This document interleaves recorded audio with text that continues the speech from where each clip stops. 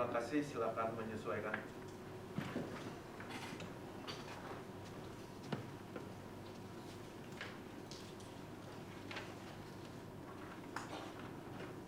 Ya, selanjutnya pemeriksaan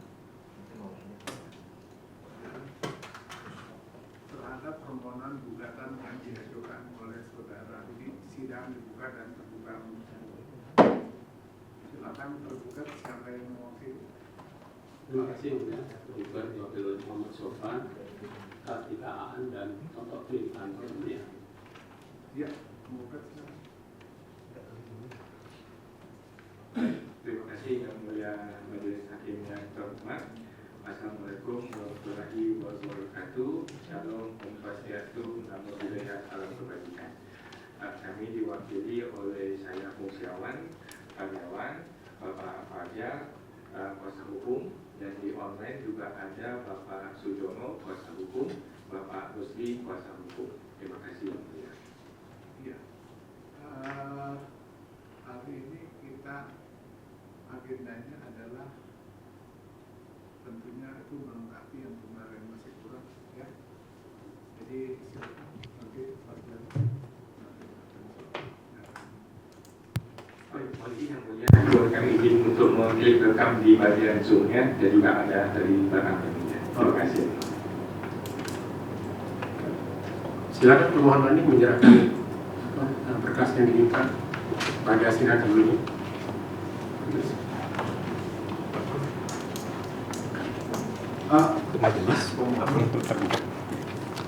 Mohon duduk saja dan nanti sampai.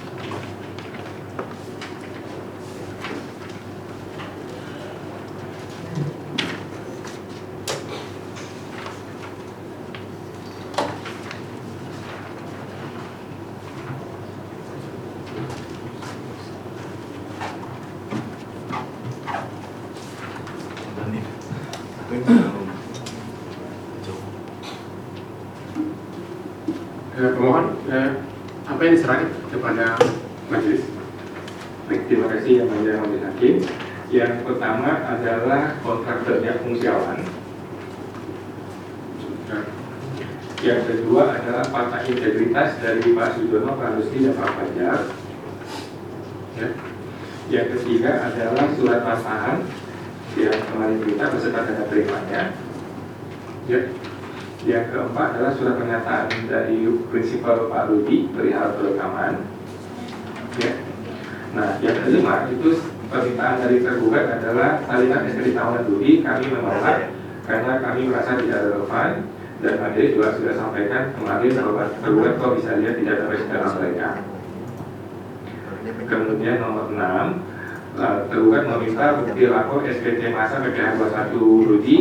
Menurut kami itu tidak relevan, tapi kami tetap lampirkan ada SPT masa yang bulan Maret. Ya. Kemudian nomor 7 ada matriks sengketa. Kemudian nomor 8 adalah surat keterangan yang awal dan juga ada surat kuasanya. Nah, itu yang jadi dasar untuk terbitnya surat sengketa aku. Kemudian mengenai keterangan tertulis kami Yang Mulia, kami mohon izin pada sidang sebelumnya kami minta foto surat tugas tergugat. Ternyata itu tidak masuk ke memori HP kami. Jadi kami belum bisa membuat keterangan tertulis mengenai keberatan terhadap penjelasan yang tergugat. Jadi kami mohon izin untuk difoto ulang lagi dan kami sampaikan keterangan tertulis pada sidang berikutnya. Terima kasih Yang Mulia. Di sini.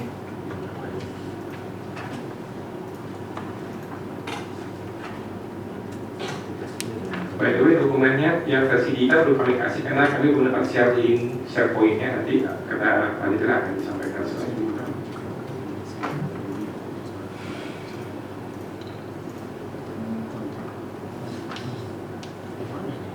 halaman berapa itu pemohon yang surat kontrak? Yang nomor 1 ya mulai ke paling bawah. Paling bawah. Kode 1 ya? Iya.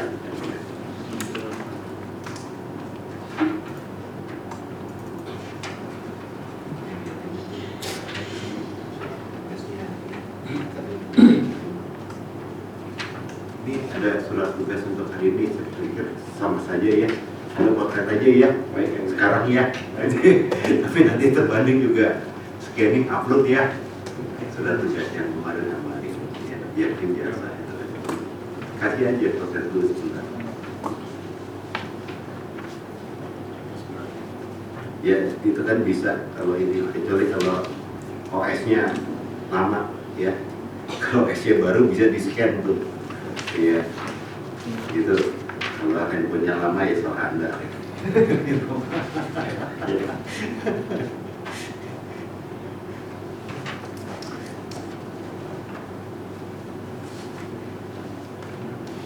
Ya, ini yang kemarin diminta sudah disampaikan ya sama penggugat. Cukup ya. Nah, jadi begini, penggugat dan tergugat nanti kita bikin aturan mainnya adalah sekarang kan tergugat akan menjelaskan ya kenapa itu dikembalikan ya, silakan Anda menjelaskan sejelas-jelasnya ya kan, karena Anda sudah bikin kronologis kan ya. Nah kemudian nanti majelis juga akan memberikan kesempatan ya sejelas-jelasnya ya kepada penggugat ya, karena penggugat juga sudah memberikan kronologis juga ya. Nanti saling mendengar saja ya, jadi nanti kami akan berikan porsi yang sama lah ya. Anda silakan mau menjelaskan apa, ketika juga penggugat mau menjelaskan apa ya, semuanya akan memberikan kesempatan yang sama ya. Dan juga ketika masing-masing menjelaskan tidak boleh ada yang motong ya. Tolong ya, kita jangan jawab sinayat saling bantah atau saling berargumentasi ya. Nanti silakan saja ya, nanti kita akan kasih kesempatan ya. Silakan untuk yang awal Anda mulai dulu tergugat ya. Baik, terima kasih Ibu ya. Kami sampaikan penjelasan tertulis dan kronologis serta materi yang mulia. Silakan disampaikan.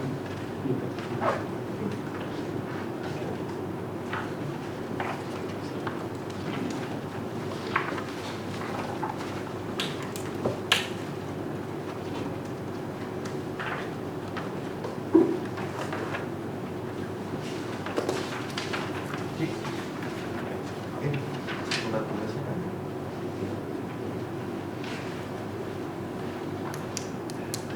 Baik, terima kasih Mulia. Ya.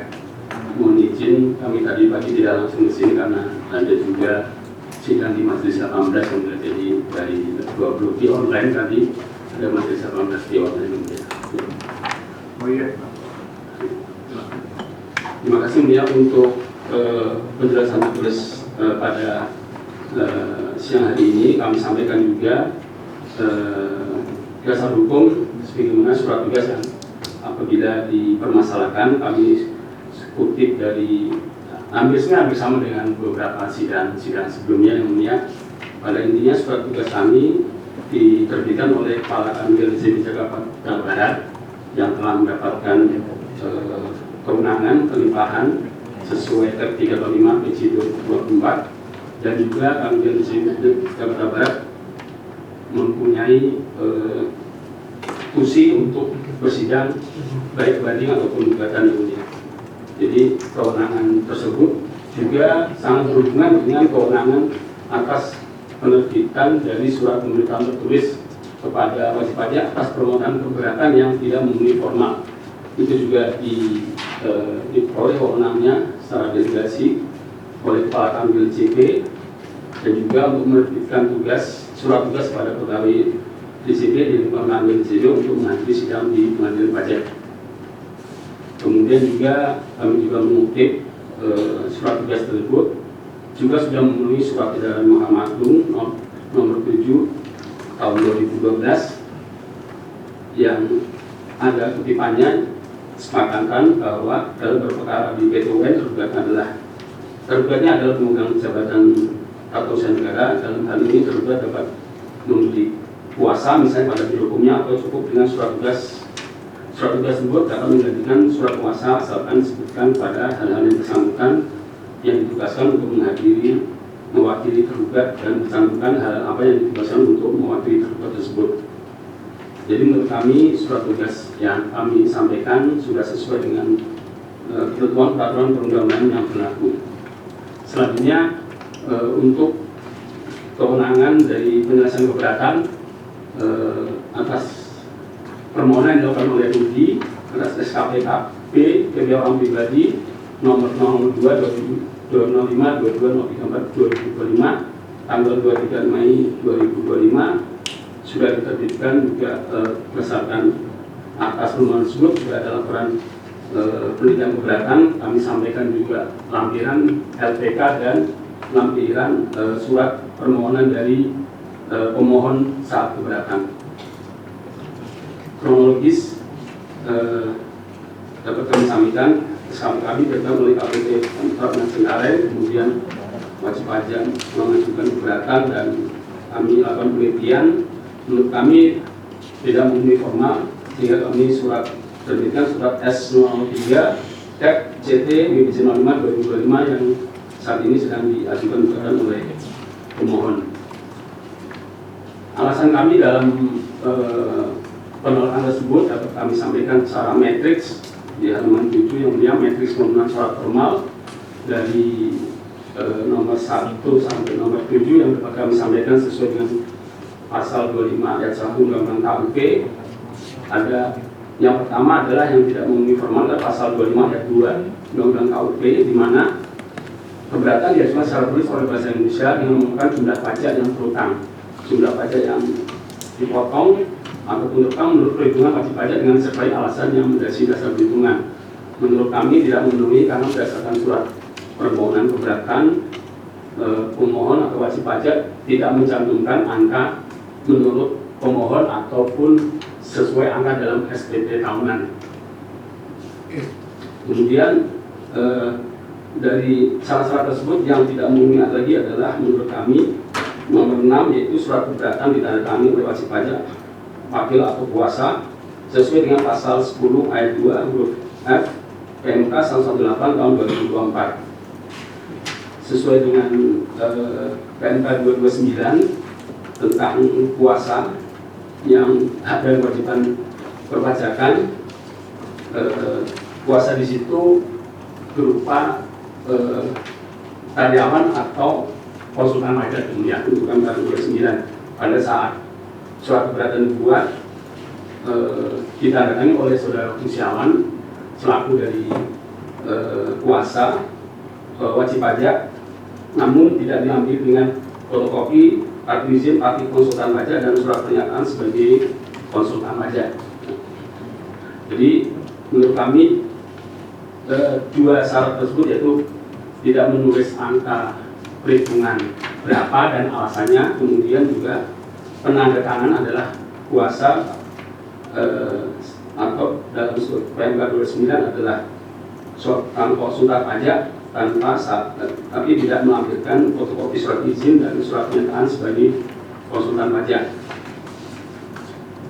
Kemudian untuk penjelasannya dengan pemenuhan syarat formal tadi yang kami sampaikan juga di halaman 8 dan 9 yang secara lebih detail menunjukkan bahwa PMK 29 pasal 2 ayat 4 sebagai konsultan pajak atau karyawan pajak. Nah, pada saat permohonan keberatan, kuasa adalah kalau menurut penelitian kami di PPU Madura adalah merupakan unsur pajak, namun tidak melampirkan syarat-syarat nomor izin ataupun surat kuasa khusus yang sebagai konsultan pajak.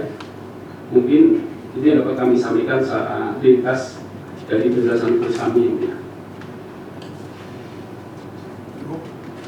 Cukup ya. Ya, silakan pemohon Baik, mohon izin yang mulia.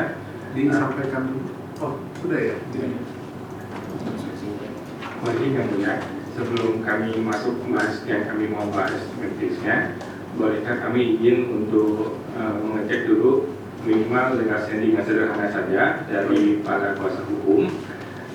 Jadi sebelum kami kasih keberatan yang lebih lengkap, minimal kan mungkin setidak-tidaknya sekedar ada aja minimal, yaitu identitas dari para pihak yang terlibat kemudian, yaitu dimulai dari KTP dan SK jabatan dari tergugat, yaitu Direktur Jenderal Pajak.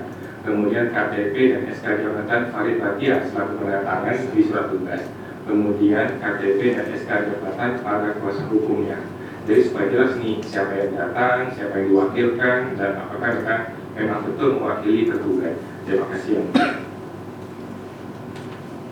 Enggak, jadi yang Anda minta untuk SK Nah, sekedar minimal tidak boleh kayak kan kita kan banyak keberatan yang mulia, tapi kan masih belum lengkap. Ya sekarang kan minimal kita kenal dulu nih, SK-nya ada, KTP-nya ada, dari jenderal pajaknya, kan terbuat dari jenderal pajak tuh. Nah minimal ada, kemudian yang tangan surat tugas, berarti ya juga minimal ada diperlihatkan. Kemudian para teman-teman yang hadir juga ada dong KTP dan SK-nya. Terima kasih yang mulia. Oh, kalau KTP untuk yang hadir, ya mungkin masih bisa ya. Kalau KTP yang hadir, cuma kalau untuk yang SK pengangkatan apa tadi? Jabatan.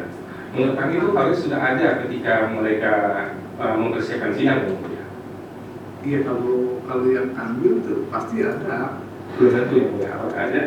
Ya nggak mungkin dong, nggak mungkin nggak ada kalau ini kan resmi nih. Kita nggak tahu yang mulia, sebelum sampai lihat kan. Apalagi kalau Anda minta SK dirjen, ya nggak mungkin nggak ada lah. Faktanya pada sidang-sidang sebelum yang mulia sulit sekali minta SK dirjen yang mulia. Iya, nggak apa-apa lah gitu, ya kan? Supaya fair yang mulia, supaya adil kan kami kan kasih lihat nih KTP kami gitu, asli kami lihat tuh. Selain asli, fotokopi kami kasih. Ini yang terlihat yang hadir siapa ini? Terlihat yang nggak jelas, kemudian ya tangan surat tugas yang nggak jelas gitu yang masih. Iya, jadi maksudnya begini, Pak, bukan, ya kan? Jadi kalau untuk Anda minta dirjen ya kayaknya terlalu jauh, karena kan di sini ada SK konang. Kalau ada SK ya mungkin bisa, ya nanti diberikan. Maksudnya berapa? 305 ya? Ada yang untuk SK Al-Bajah sebenarnya di sidang-sidang sebelumnya sudah pernah disampaikan. Pernah disampaikan. Nah, yang nggak maksudnya di sidang ini kan belum disampaikan. Baik. Mungkin yang itu mungkin bisa disampaikan. Jadi yang mulia, Cap 35 itu bukan SK ya mulia, yang kami minta itu SK. Cap. SK itu kalau dirjen itu adalah dari Kepres. Kalau kayak dulu, Kalau dirjen keterlaluan lah. karena kan yang kami buat dirjen yang mulia, bukan orang lain yang mulia. Ini yang Anda bukan itu yang tanda tangan penolakan siapa? Alhamdulillah. Kakak ambil Betul yang mulia. atas nama dirjen tidak? Tidak. Ya itu tidak atas nama dirjen. Betul yang mulia, makanya mereka Kalau atas nama dirjen, permintaan Anda beralasan karena dia bertindak atas nama dirjen. Dia tidak. betul yang mulia. Jadi makanya ini kan sudah jelas. Yang kami buat bukan kepala kanwil, yang kami buat jadi tindak pajak. Loh, justru Anda salah kalau Anda menggugat Direktur Jenderal Pajak. Karena kewenangan itu ada di tanda tangan. Betul yang mulia. Kalau Makanya misalnya Anda tadi sekarang kalau Anda mau mempermasalahkan itu nanti seperti kemarin sidang 9 kali. Kalau Anda mau minta tadi, oke lah SK jabatan ya, silahkan Anda tergugat silakan serah, tapi mestinya Anda bisa tanya gitu ya. Ya, kalau misalnya ini ya, gitu. Mungkin jabatan Anda sendiri. Jadi kalau Anda mau memperlambat persidangan dengan membahas ini, silakan. Nanti ini kewenangan Pak Ketua, gitu aja. Baik, mungkin yang mulia, perlu kami tegaskan bahwa yang kami gugat adalah Direktur Jenderal Pajak. Masalah ini benar atau tidak benar itu nanti masuk materi sidang. Tapi yang kami gugat di surat gugatan adalah Direktur Jenderal Pajak yang mulia. Nah, mengenai siapa menerima surat ini benar atau tidak itu masuk materi yang mulia. Sekarang gini deh. Bukan. Jadi Anda paham tidak hukum tata usaha negara? Kami sudah Surat itu dianggap benar sampai terbukti bersalah. Dianggap benar. Berarti karena yang tanda tangan itu adalah Kanwil, itu dianggap benar dulu. Baru setelah diperiksa dibuktikan bersalah. Kalau Anda minta tanda tangannya Dirjen Pajak, dia belum dibuktikan bersalah. Gitu. Anda paham dulu hukum tata usaha negara. Ini kebetulan ada ajen Pak Ketua. Ya, kita harus stop dulu ya.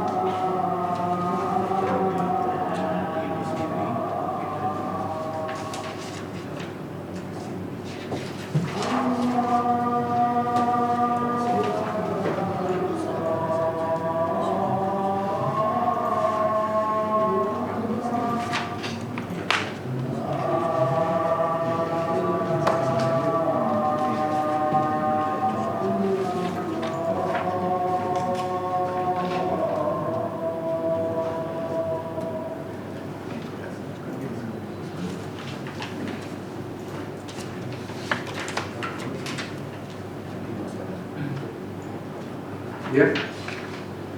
Jadi kita lanjutkan. Jadi begini, penggugat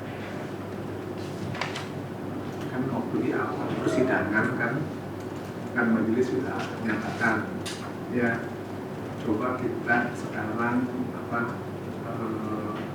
merubah, ya. Jadi maksudnya bukan merubah seperti apa. Misalkan ada yang Anda keberatan atau apa, ya silakan saja diungkapkan, ya. Nanti kita rumitkan bagaimana cari jalan keluarnya, ya. Tentunya juga yang memungkinkan, ya. Kan sehingga kita bisa masuk materi. Ini kan materi ini juga nggak terlalu susah-susah amat, kan seperti begitu, ya. Itu satu. Terus kedua, ya, penggugat kan pernah mengajukan ahli. Nah itu, ya, majelis catat banget itu, khususnya mengenai masalah surat tugas. Itu, dan masalah surat tugas, ya, bukannya majelis membela atau seperti apa. Jadi di situ ahli sudah menyatakan, ya, apabila memang dia merujuk, ya, kepada ketentuan atau surat, ya, apabila itu tangan-tangan kamil dan jelas apa yang ditugaskan, kemudian juga itu sesuai dengan edaran MA, ya sudah cukuplah itu. Nah, itu majelis pegang itu tuh kemarin tuh, yang Anda kan memajukan tuh ahli, makanya sebetulnya majelis fraksi kan terus terang aja poin itu tuh karena Anda selalu mempermasalahkan itu, makanya majelis catat mengenai masalah itu kan itu. Nah, jadi menurut majelis, ya supaya kita juga tidak mempermasalahkan itu, nggak mungkin lah ini tim ini untuk meminta SK Dirjen Pajak, ya kan, ini bisa bubaran gitu, tim ini nih. Kan seperti itu. Dan yang lain-lain juga memang kan nggak pernah ada yang minta untuk ditunjukkan ke Dirjen Pajak, ya kan gitu. Tapi kalau bagaimana pendapat majelis, ada nggak itu? Ya pasti ada lah, nggak mungkin dia ada nongkrong di situ kok. Kalau nggak ada kan kebangsaan lah. Ya, kalau penunjukan bahwa Kanwil itu mempunyai kewenangan, ya mungkin nanti bisa disampaikan, ya kan, bahwa dia mempunyai kewenangan mendapat pelimpahan, kan, yang dari Dirjen Pajak menunjuk. Jadi begitu, pemohon, ya. Gitu. Masa yang Anda sederhana sebegini masa Anda mau jadi lama, oke kan? Baik, mungkin ya, mungkin sedikit saja ya. Sepemahaman kami, seingat kami dulu ahli mengatakan surat tugas itu boleh, bukan nggak boleh. Cuman perlu diterangkan di dalam surat tugas itu siapa tergugatnya, kemudian bagaimana tergugat itu menggunakan cap sekian, dan terjadilah delegasi atau mana itu masih diterangkan sama si ahli. Kemudian mohon izin juga kita kemarin ada pengalaman di pengadilan tun yang mulia, itu juga ditunjukkan kok SK-nya dari si Direktur Jenderal yang mulia. Jadi sebenarnya tidak isu, ini hanya tidak sulit.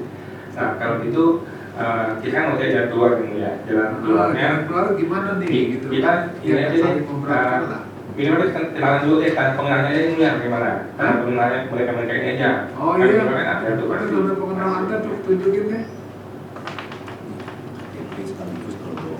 Kalau mau KTP sekalian double, jangan juga balik lain, KTP lain. Mohon izin yang mulia. Iya. Untuk KTP saya kebetulan tidak bawa dompet, tapi saya bawa scan KTP. Apakah bisa Bawa scan-nya? Ya. Ya nggak apa-apa lah. Ya, asal gambarnya sama aja. Lalu itu nanti dikasih tahu.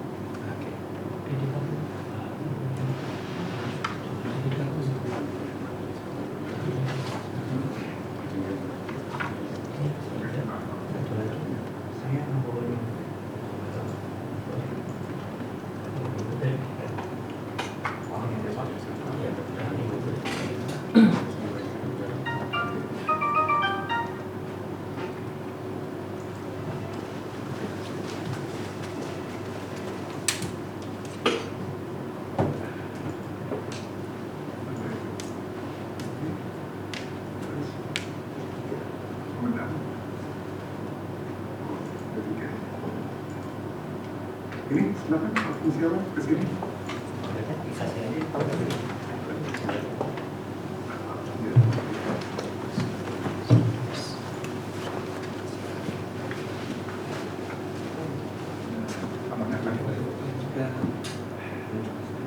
kan nanti di scan aja nanti, di scan sebagai bagian dari persidangan hari ini, jadi Anda bisa lihat di sama-sama, kita juga punya persidangan.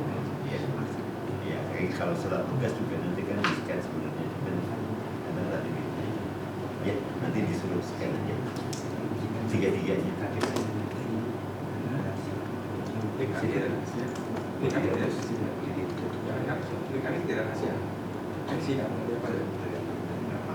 Ya nanti tergantung yang bersangkutan lah. Ya, udah ya. Ya yang penting Pegang dulu deh supaya sah. ya pegang dulu lah supaya sah, nanti akan dilihat satu-satu lama gitu. Ya.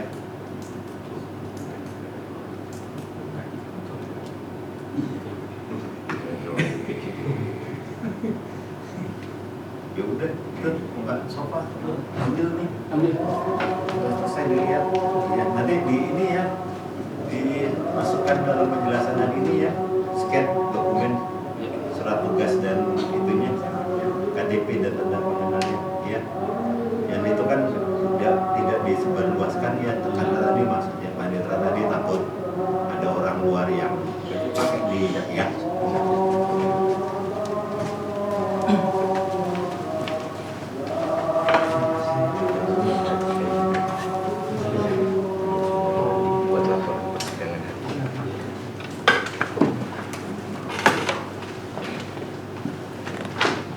Baik, terima kasih yang mulia, terima kasih terduga.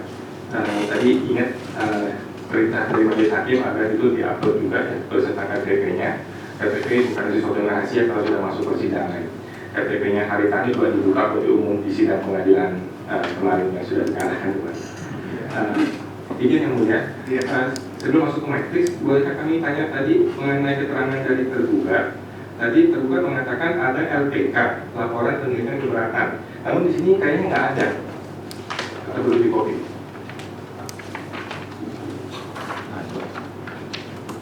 Mungkin belum copy di sini. Ya, silakan nanti dikasih ya.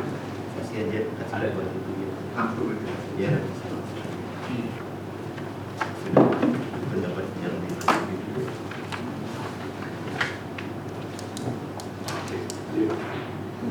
Baik, terima kasih. Satu lagi tadi tergugat mengatakan mengenai PMK 229 mengenai tidak dilampirkannya fotokopi kartu izin konsultan pajak. Boleh tahu mengacu ke pasal berapa ayat berapa yang dimana ada syarat untuk melampirkan fotokopi kartu izin konsultan pajak? Gini, pemohon. Jadi kan nanti kita kan nggak jawab sini nawab, nah ya untuk hal ini. Jadi gini, Anda jelaskan dulu ya apa yang menjadi, dan majelis juga yakin Anda bisa jawab gitu ya mengenai masalah yang kronologis, mengenai masalah ini. Biar majelis juga dapat pengetahuan mengenai masalah perkembangan kasus ini kan. Ini kan Anda dimasalahkan dan dikembalikan ya terkait mengenai masalah pemberatannya.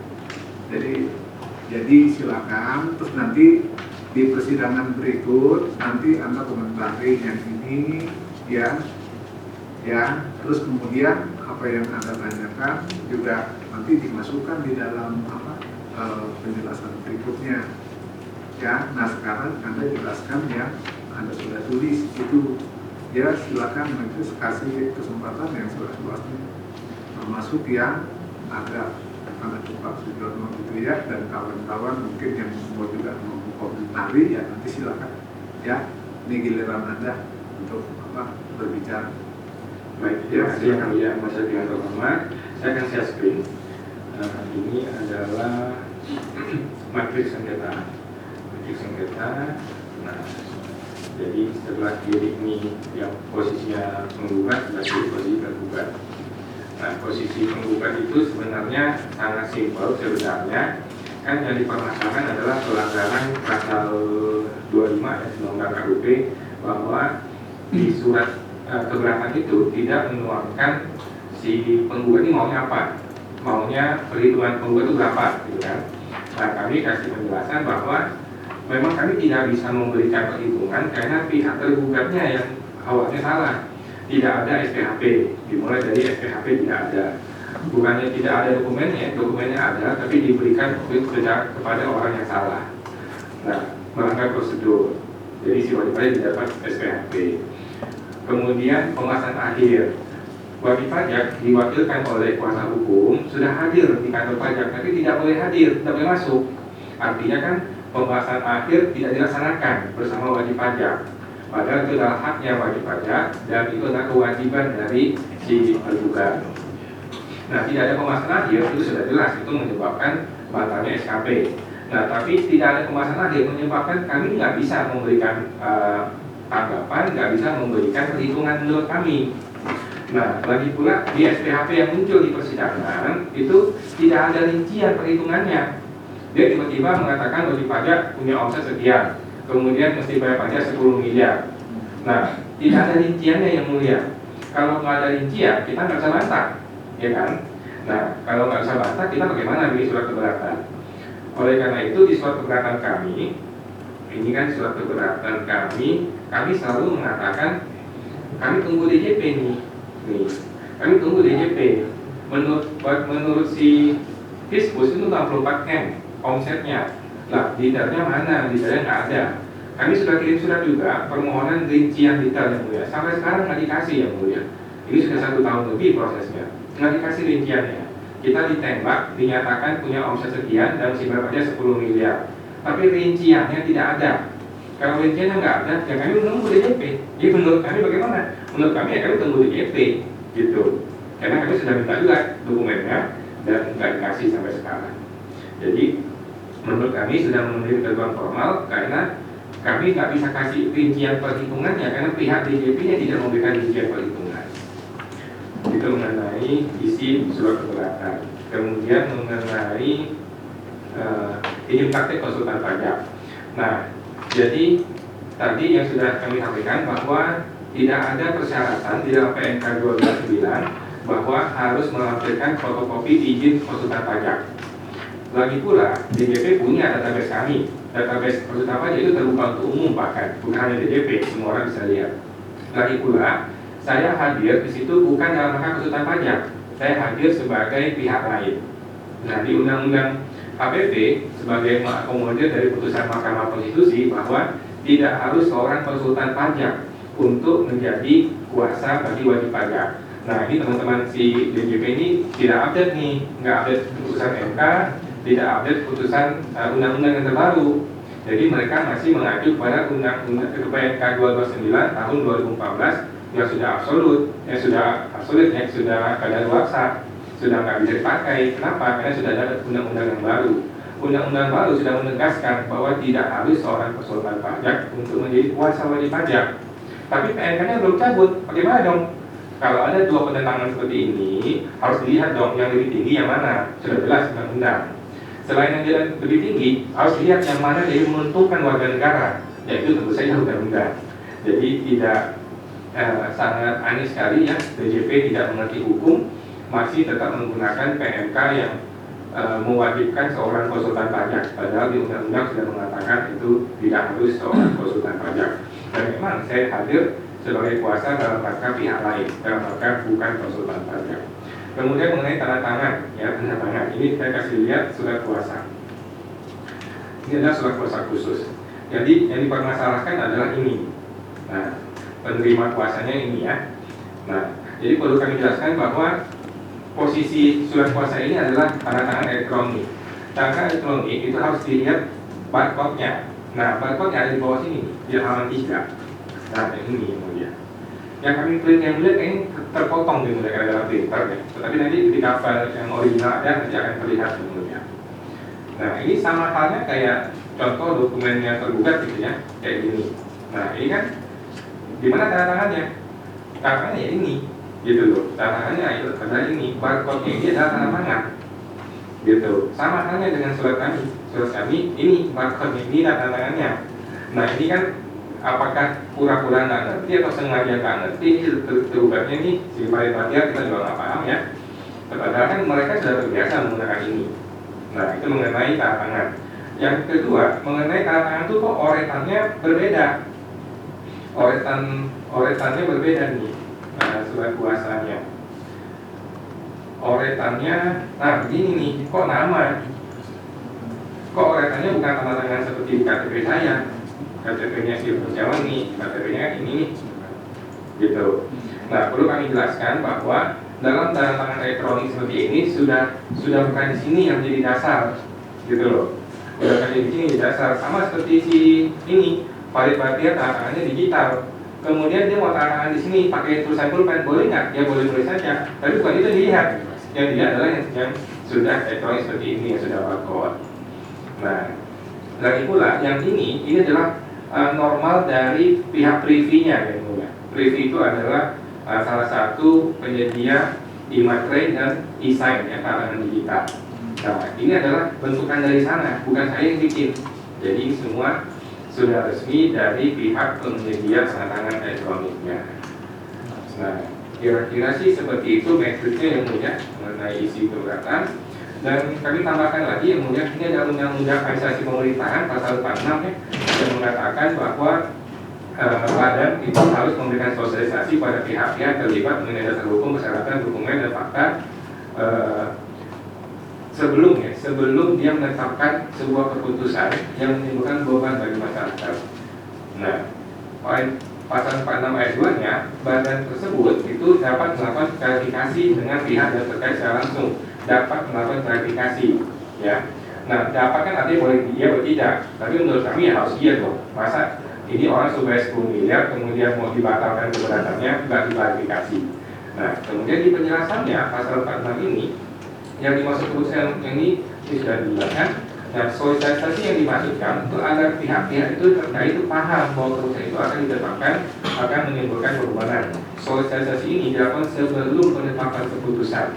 Jadi sama kayak orang pemeriksaan kan ada SPHP dahulu, ada pembahasan akhir dahulu gitu loh, sebelum SKP terbit. Nah ini surat aku ini tiba-tiba terbit nggak ada ini kayak hujan nih yang menjadi tidak ada klarifikasi. Padahal kan sudah kenal kami nih. Ini si fungsiawan sudah terkenal di seluruh Indonesia, sudah paham. Masa nggak dipanggil dulu? Kamu kenapa sih pertanyaannya kok begini? Kan minimal dipanggil dulu, klarifikasi dulu gitu loh. Nah, mana tiba-tiba diterbitkan pengembalian seperti ini yang mulia. Ini kan menghapuskan seluruh hak wajib pajak untuk mengajukan keberatan. Selesai lah sudah. Jadi pokoknya 10 miliar mesti bayar. Nggak usah bahas-bahas materi. Nah, seperti itu yang mulia dari kami. Terima kasih. Ya, silakan dari yang ada tampil di layar ini, Pak Sugiono dan kawan-kawan, mungkin ada yang mau disampaikan. Ya, selamat siang Pak Umin. Terima kasih waktu yang diberikan kepada saya. Ini saya memberikan sedikit ini ya pemaparan ya, kenapa kita membuat surat keberatan ini. Jadi kan sebenarnya saya juga ingin masalah ini selesai. Jadi lalu saya bicara dengan Pak Wawan, kita buat surat keberatan dengan harapan apa? Dengan harapan kita dipanggil tidak ribut seperti yang dulu, dikasih ruang untuk menyelesaikan ini secara baik. Tetapi ya saya tidak menduga kenapa surat keberatan ini malah ditolak, sehingga tertutuplah ruang komunikasi itu. Nah, itu tujuan awal kenapa kita mengajukan surat keberatan. Kita juga berharap ada suatu solusi yang sama-sama menang, baik pun wajib pajak maupun pihak DJP, itu yang kita inginkan. Tapi ya udah, karena sudah ada tolakan. Tapi saya memberikan tambahan begini Pak ya, yang seperti dijelaskan Pak Wan tadi, di dalam undang-undang KUP itu kan pihak lain. Saya hanya menambahkan saja supaya nanti Fiskus boleh mempelajari. Di dalam pasal 32 ayat 3A itu boleh pihak lain itu boleh mewakili sebagai kuasa dari wajib pajak. Jadi tidak mutlak harus konsultan. Cuma PMK yang ditunjuk itu kan PMK yang sudah lama. Sehingga tadi yang seperti disampaikan oleh Pak Awan, ketika terjadi pertentangan atau pertentangan dua aturan, maka kita harus mengambil aturan yang tertinggi, yaitu Undang-Undang KUP. Kenapa? Karena Undang-Undang KUP itu berada di atas PMK. Jadi biarpun diatur tidak sama, tetap undang-undang ini akan mengumpulkan PMK. Itu satu. Lalu yang kedua mengenai surat penolakan ini. Di dalam PMK 118 tahun 2024 pasal 13 ayat 5 itu disebutkan jangka waktu untuk membalas surat itu 1 bulan. Tapi DJP ini dalam hal ini kan surat dikirim tanggal 19 Agustus, lalu dijawab 10 November. Jadi sehingga kesempatan untuk mengkoreksi surat itu nggak ada lagi. Saya juga mempertanyakan, mengapa DJP menjawab surat ini begitu lama, melampaui ketentuan formal yang ditentukan oleh PMK 118 ini. Nanti dari pihak DJP bisa catat ya yang saya sebut, PMK 118 tahun 2024 pasal 13 ayat 5. Di situ diwajibkan secara eksplisit ya. Jadi dibatasi membalas surat keberatan dari wajib pajak itu dikasih batas waktu 1 bulan. Gunanya apa? Bila itu tadi undang-undang AP tadi pasal 46, 45, wajib pajak kalau hendak dikenakan pembebanan yang begitu besar, masa dia tidak diberikan hak untuk membela diri, tidak diberikan hak untuk mendengar. Jadi semua itu dihilangkan, sebenarnya tidak boleh. Jadi kalau jangankan pihak pemerintah lah, kalau saya misalnya saya swasta, saya juga akan memberikan kesempatan kepada pihak lawan. Jadi mereka boleh bicara, kalau enggak kan terjadi tuntutan, terjadi perbuatan melawan hukum. Begitu majelis. Terima kasih. Ya, nanti itu tolong dicatat gitu ya, tolong nanti ditanggapi ya, nanti di persidangan berikutnya. Ya, apa itu mengangkat begitu? Ya. Ya, nanti tergugat Anda buat seperti penggugat nih.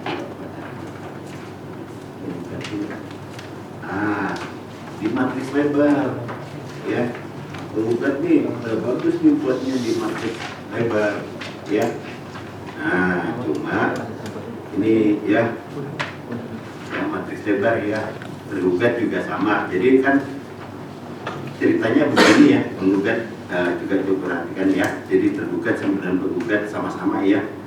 Jadi kan nanti urutannya tadi ya sudah argumen tergugat. Jadi yang jadi permasalahan khusus untuk surat keberatannya ya, itu kalau di sini adalah masalah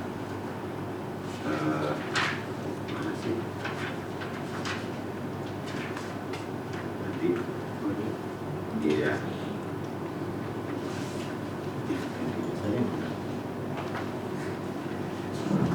Enggak, tadi sudah saya ditandai.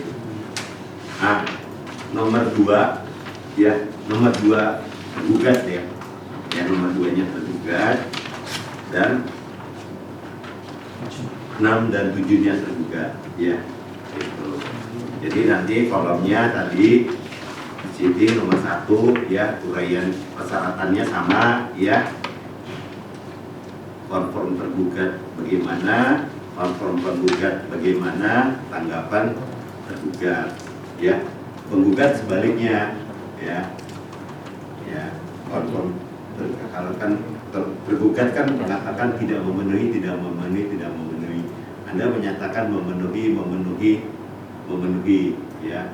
Tanggapan penggugat atas penjelasan tergugat kolom atasnya ya, dan sebaliknya ya. Jadi nanti tambah lama tambah panjang nanti makin itu. Nah, nanti baru kesimpulan gitu. Jadi itu. Nah, selain itu tadi juga ada masalah mengenai tadi jangka waktu AP, silahkan nanti diperjelas ya. Tadi Pak Suyono tadi ya.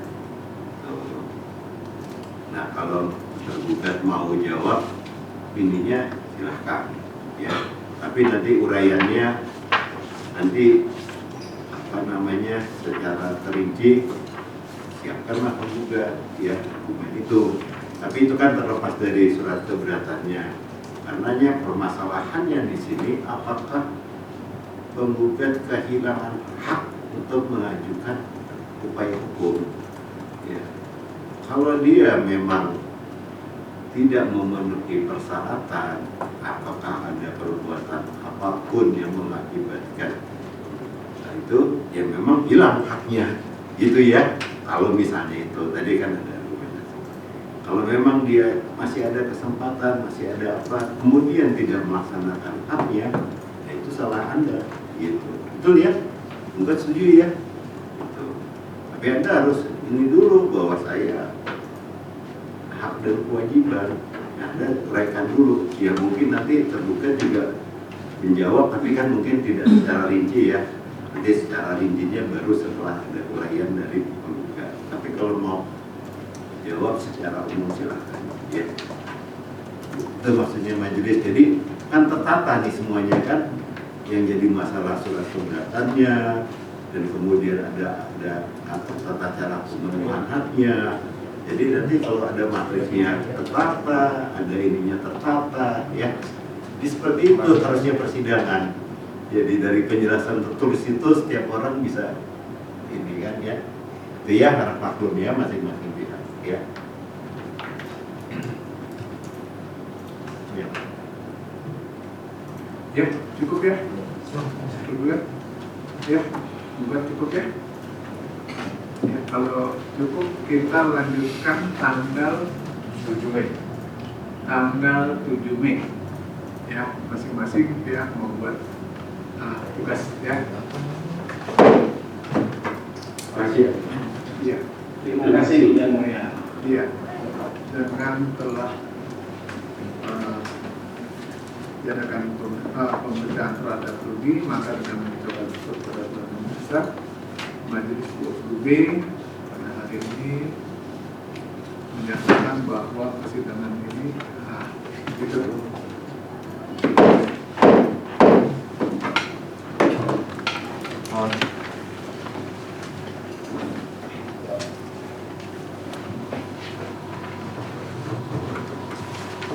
Recording stopped.